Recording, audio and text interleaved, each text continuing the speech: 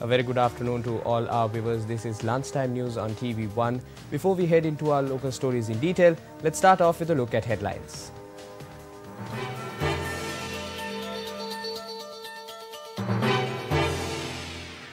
Northern Provincial Chief Minister C.V. Vigneswaran appears before court.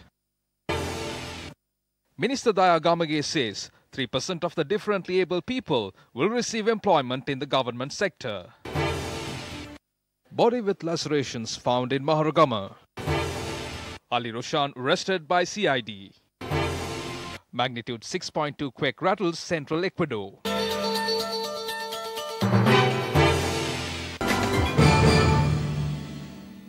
On to those stories in detail now.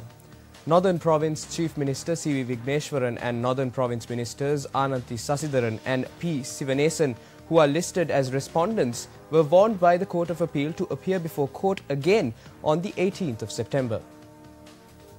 The trio appeared before court today after being ordered to do so to record facts over contempt of court as they failed to comply with an order given by the Court of Appeal on the 29th of June this year. On the 29th of June, the appeal court issued an interim injunction restraining Northern Province Chief Minister C.V. Vigneswaran from removing Provincial Minister of Transport and Fisheries B. Dineshwaran from his post, and this order was extended to the 9th of October. JVP MP Nalinda Jayatissa questioned the Deputy Minister of Transport on the cost incurred for the construction of the railway line from Mathura to Beliatta. Americano dollar million 10.4 million US dollars, which is approximately 1,660 million rupees, will be the cost to construct 1 kilometer. As the Ministry of Transport, are you satisfied with the cost of projects which were initiated in the recent past? Will you be justifying these expenses? The issue is not whether the expenses are justifiable or not. All these projects are taking place after we obtain loans. The cost may differ when you compare with the past based on the fluctuation of the dollar value.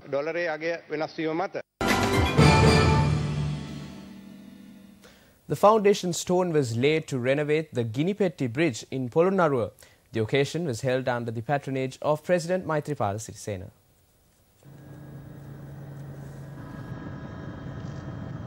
The bridge carries water to the paddy fields from the Parakrama Samudraya.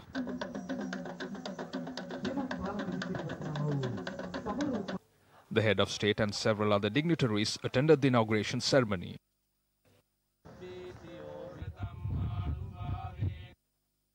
The bridge is renovated under the Pibidamu Polonnaruwa project with a cost of 250 million rupees. 18,000 acres of paddy lands will receive water from the project.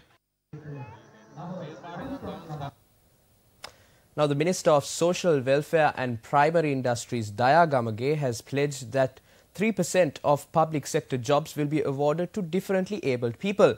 He said legislation would also be introduced in the future to make it mandatory for private institutions to recruit and include differently abled people to their workforce. The National Cultural Festival named Sithru 2018 for the differently abled was held in the Nelumpokunam Mahinda Rajapaksa Theatre.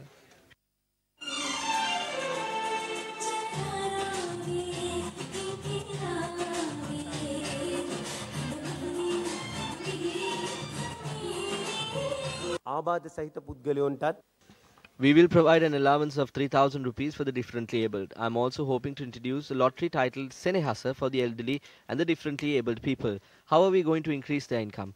We have made a special plan. We will award 3% of public sector jobs to differently abled people, not just in the government sector, but also in the private sector. Niraj Roshan alias Ali Roshan was arrested by the CID yesterday. The police said the arrest was made in connection with an investigation regarding the ownership of an elephant. The suspect is due to be produced before the Casper Magistrate Court today. A body with lacerations was found on a road in Arawala, Maharagama.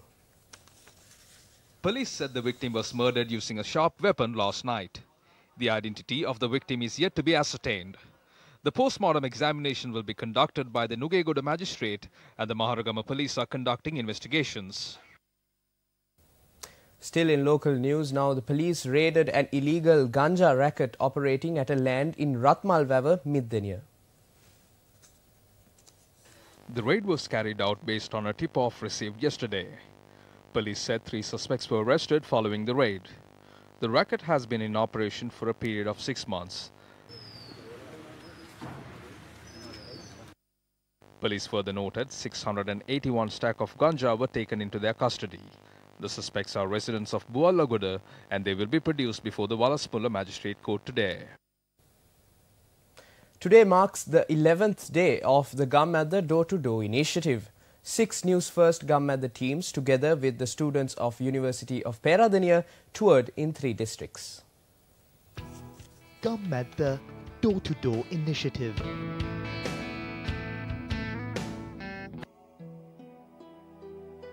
Gum at the teams met with the locals living in Ganeshpuram village in the Vavuniya district. The main issue they face is the water crisis. Our teams witnessed the daily struggle the villagers go through due to the absence of a proper transportation system. They face difficulties as the main entry route to the village is not maintained. The villagers charge a permanent solution has not been given, although the authorities were informed about these issues. The team touring in the Vavuniya district met with residents of Agbopura following religious observances at the Kudirippu Sitti Vinayagar Kovil. The locals face difficulties as they do not have access to clean drinking water and as the main roads in the area are in a dilapidated state.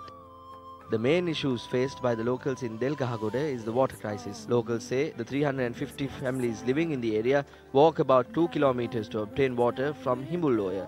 Although water is provided once every week, the villagers charge it is not sufficient to carry out their day-to-day activities. Another team met with the people living in Varakapula today. Around 86 families live in the area and the residents charge that they face difficulties due to the absence of a community hall. People living in this village have to walk 3 kilometers to reach the town as they don't have a proper road system. They also face difficulties in cultivating their crops due to the lack of water. Gum at the Door-to-Door initiative. And that's a wrap of lunchtime news on TV1 for this afternoon. For a comprehensive report of these stories and more, simply log on to our award-winning website www.newsfirst.lk to stay updated on the latest news as and when they happen. For the Newsfirst team, I am Jayamal Ratnayaka. Good day.